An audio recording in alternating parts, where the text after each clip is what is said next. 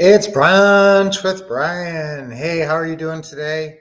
It's Friday. It always lays the foundation. I always say Friday is Foundation Friday because so much real estate business happens on the weekend that if you can have a good Friday and set yourself up for success on Saturday, that's awesome. So the goal is to have one deal meeting, one house to go look at every Saturday, at least one. That's your deal meeting Saturday. So let's try to, what are the numbers that are going to lead to that? Usually, if you can make, I always think about 10 closing calls. So if you can make 10 opening calls, let me say, I'm going to be pretty conservative on this. I would say 10 to 20 opening calls should lead to hopefully 5 closing calls that lead to uh, let's say 2 appointments. All right, so 20 leads, 20 decent leads, or FISBO leads equals 1 to 2 appointments. Let's say that. So if you have 20 leads, now that would be really good because I want you to make 20 calls a week. I want you to do 20 calls a week as your base KPIs. So sign up for that. Sign up for your, commit to that KPI of 20 phone calls a week. That's sort of your baseline of success in real estate investing. And if you're talking to 20 people a week, you are going to be getting better and you are also going to be finding deals. Because you're going to be calling the right people. No, it's a lot of times on Friday, I take a little bit of time and I kind of go over your main people to be contacting, your main opening call, outbound call lead sources. And so obviously, we call for sale by owners, FISBOs. If you go on Zillow, and I like to actually locate FISBOs on Zillow. So I go on Zillow and then I put the city in, and then it'll go to another screen. And just put your city in and go to that city. Then on the left side, there's a map and there's a line of choices. And there's a drop down menu that says for sale, for rent, or sold. Okay. Click on for rent. And you're going to have a whole bunch of little purple dots pop up on the map. Okay. Go to where you think the best area is. Sort of the best numbers. Now, when I'm looking at rental numbers, I look at the 1% rule. Who knows the 1% rule? Okay, the 1% rule is rent equals 1% of value. Very simple formula. That usually works up until about 150,000 to 200,000 price range. Usually a $300,000 house is not going to pull $3,000 a month, which is 1%, right? But if you've got like a $120,000 house, how much should you make per month on that? $1,200. This is a really nice little rule of thumb that will usually guide you to profitability. The only caveat is if you have super high taxes or insurance. If the property taxes, or if you have hurricane and flood insurance, it can mess up your 1% rule. But normally anything under 150, maybe even 200, should rent for 1% of what the value of the property is. And usually you have a pretty good cash flow. What are we looking for in terms of cash flow? $500 per house per month. That's it. The crazy thing is, and this is why cap rates don't apply to rental real estate the way we do it with seller financing, is I might have a $500,000 property that makes me $500 a month. Okay, that's $6,000 positive cash flow, net income per year.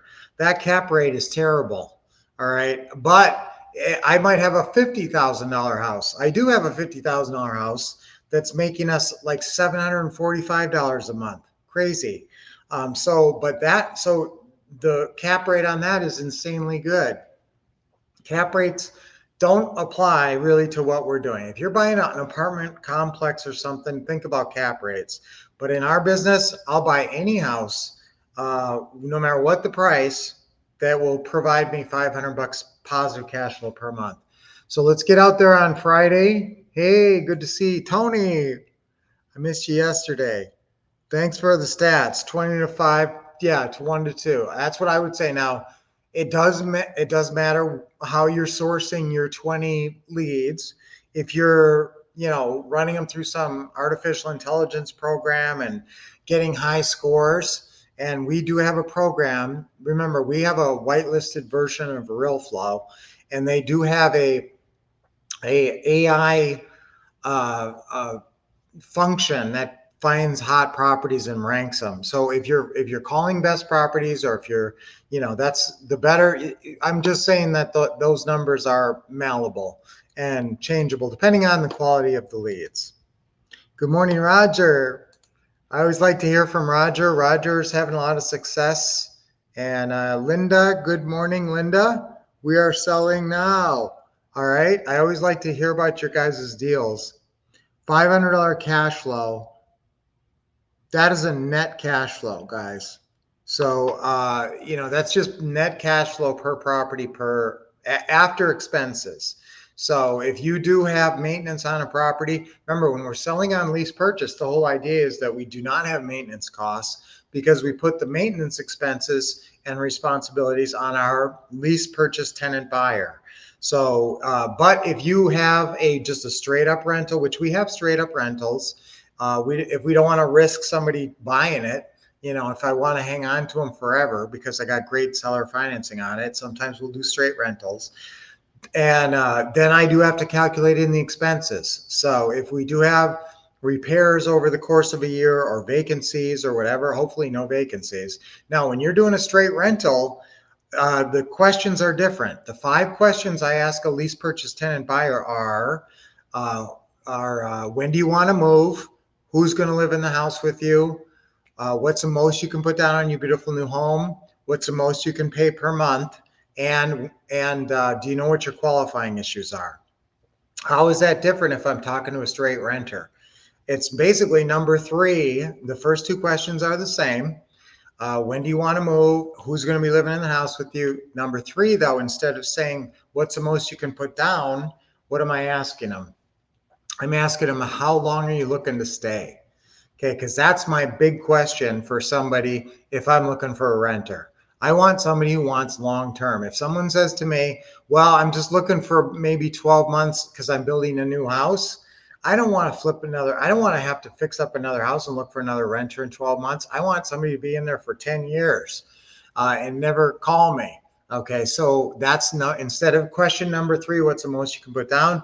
Remember, if you're doing a straight renter, they're not giving you a big option deposit. So you wouldn't ask them how much you're putting down. They're probably just going to give you first and last month's rent and a damage deposit or security deposit. That's probably in the same amount as a 1 month's rent. Now, I will tell you guys, if you do rentals and you want to make a little bit more money, we have some of our students, this is a little golden nugget for you. We have some of our students actually charging a move-in fee. Now, you can call this whatever you want.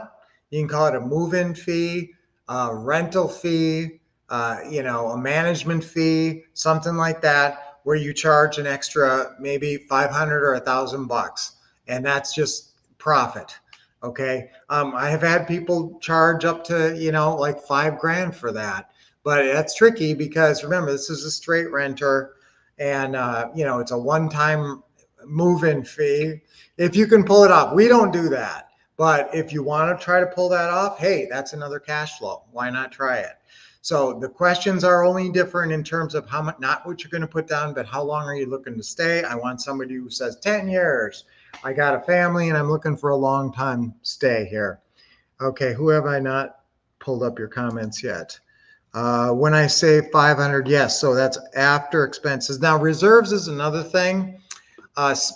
Some people, remember, with lease purchase tenant buyers, I'm less concerned about the reserves. Why? Because they have the responsibility for the repairs. That's in clause 10 of the lease agreement. So you can look that up and read it, where it says, you shall be responsible for all glass and casualty damage, all appliances, blah, blah, blah, everything. Okay. So I'm less worried about you having reserves if you do a lease purchase. However, if you do a straight rental, I will recommend having maybe 6 months of rent in reserve. Okay, you never know. Remember, you have insurance on these properties. It's not like something could go wrong and you've got a deductible that you'd have to meet.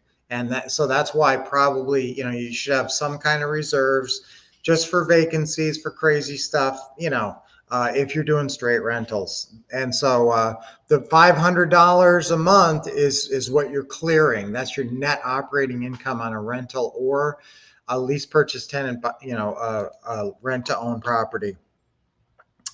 AI scores too. Okay.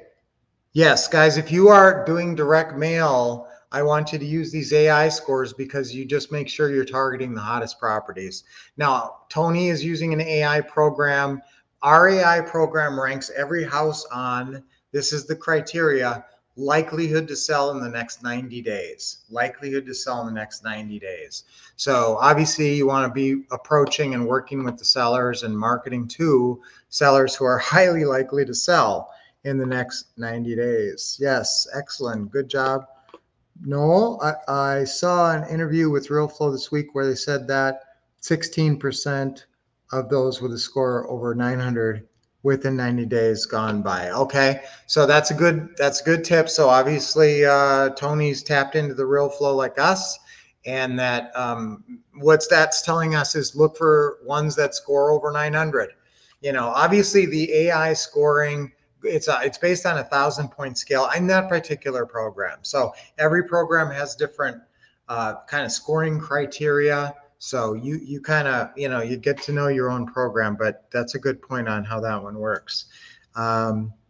Just days, not days gone by. Right. Okay. And Caleb, good morning. Always great to see Caleb here. He's a go-getter. Integrating RealFlow. Oh, wow. Okay, for list pulling and AI features going to be awesome. All right, well, that's great. That's interesting, Roger, because that's this program we use. Anytime you guys want to talk deals too, I know people like to talk deals. So if you got something cooking and if you have questions about it, I always like to. Yes, I did get your email about the negotiating tips. Send it to me one more time. Guys, if you're going to send me an email, now Lynette is the one who kind of does she's the initial purveyor of the emails or a reviewer of the emails. And I know she does go fast through the emails. So make sure if you're sending me an email, a question about anything, that you have Brian in all caps in the subject line and then ask the question or whatever it's about. Okay. And that makes sure it gets to me. So try it again, Noel. But yeah, we have a really cool negotiating program I can send you. Okay, so and guys, if you ever go on our website, it's actually realestatewinners.com. You can find us, Real Estate Winners, or also the wolfcouple.com. Either one, check it out. There is a shop on there, and there's a lot of systems. And we are not actively promoting a lot of those systems right now. So if you see anything you like, I will probably give it to you for 99 bucks.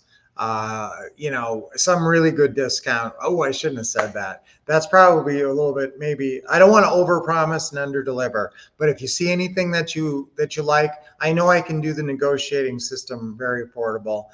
Some of these are pretty elaborate systems, so maybe I can't do 99, but maybe I could. So if you go on our website and you see anything you like, let me know in the chat here or send me an email to wolfcouple@gmail. That's wolfcouple with 2 F's, wolfcouple@gmail, and put Brian caps in the subject line. Okay, thanks. We'll do. Good job. And have you started using RealFlow to create custom audiences? Okay, there's a lot of things you can do. There's actually Facebook marketing. There's actually Facebook ads you can choose that are built into RealFlow. And you can actually do your Facebook marketing through your RealFlow, and it tracks everything for you. So these programs are getting pretty advanced. Now, if you don't have a CRM with the marketing and the AI and all that, don't just go buy it. I can get you a really good version because I'm hooked up with I'm working with a company that offers this, and I can get you the best deal. So if you just go off the street, you're going to pay a lot more than if you go through me. I can get you a really good deal. So if you are looking to get RealFlow and you don't already have it, put that in an email and let me know that you're interested in that. Okay. All right. So what a great day. We always have a great time, great contributions from all you smart people and you action takers. You can see we did something different with guess what? We really changed. Normally it's formal dining room Friday, right? So what is it now? It's not, I'm not going to, it's actually not formal dining room. We switched the studio around because our daughter's moving back in. Wow, our daughter Trinity wanted to save some money, so she's actually moving back. So we moved the studio. I'll talk to you more about it next week, but it's exciting. Our affirmation for today. Wow, we talked about a lot of things today. Our affirmation today is read a book. It's National Read a Book Day. So let's just get smarter from any source. So I'm getting smarter. That's our affirmation for today. And that's just a matter of tapping into good resources. And a book is a great one. So it's National Read a Book. Everybody should have a book list and everybody should be reading a book all the time, having a book next to you on your bedstand to just peruse. There's so much great information in books. So I'm always learning. Let's do that. Ready? 3 times on 3. Ready? 1, 2, 3. I'm always learning. I'm always learning. I'm always learning. Yes, if you're always learning. Now remember, I always say people think knowledge is power, but the knowledge isn't really power till you apply it. Write that down. Applied knowledge is power. I've said that a lot of times. So if you're always learning, that's fantastic. But then we have to apply what we learn. So you're always learning. You're getting smarter every day, making wiser distinctions. But then let's apply that in the real world by taking action and getting deals. Right, guys? Yes. Yes. Get the system through me if you need it. And here we are, September. Yeah, guys, this is our big push for the end of the year. We're in the readers are leaders. Good. Tony always has good quotes. So we are approaching the holidays. I want you guys to have a couple of really solid, maybe 3, 4 great deals here before Christmas that really are game changers. So let's stay focused this weekend, see what we can do. And I'll see you all back here on Monday. Oh, we didn't do our deep breathing. Okay, let's do the deep breathing. Nice deep breath in. Oh, man, that always feels good. I always think, is deep breathing worth it? And then I always start doing it and I go, wow, is it worth it? Okay, another deep breath. Because it's just invigorating. And it's relaxing if you let it relax you too. One more. Guys, that helps you in ways you don't even know physically and biologically. Try to remember to do that at least a few times a day. That oxygenates your blood cells. It cleanses your lymph system. Lots of great things. So deep breathing is always great. All right, so guys, have a great weekend, and I will see you on Monday. Until then, keep expecting success, getting awesome training from the Wolf Cup land, taking action.